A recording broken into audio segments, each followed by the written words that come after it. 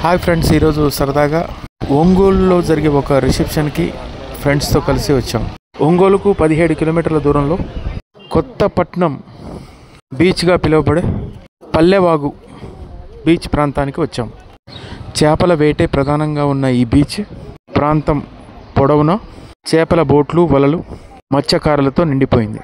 సముద్ర తీరం కావడం బీచ్ను చూడటానికి, ఆహ్లాదంగా సేదతీరటానికి పర్యాటకులు సైతం భారీగానే వస్తున్నారు. బోటుతో చేపలు పట్టే మత్స్యకారులను చూస్తూ ఉన్న క్రమంలో ఈరోజు ఆదివారం కావడంతో స్కూలుకెళ్ళే విద్యార్థులు వారికి ఉన్న సరదానో లేక వారి సాంప్రదాయ కులవృత్తినో వల పట్టుకొని సముద్రం వైపు వెళ్తూ ఉంటే ఏమిటో అనుకున్నాం. అక్కడికి వెళ్ళి అడగగా వారు, ఈరోజు సెలవు కదా, మేము మా ఇంట్లో చేపలు వండుకునేందుకు, చేపలు పట్టేందుకు వచ్చాం.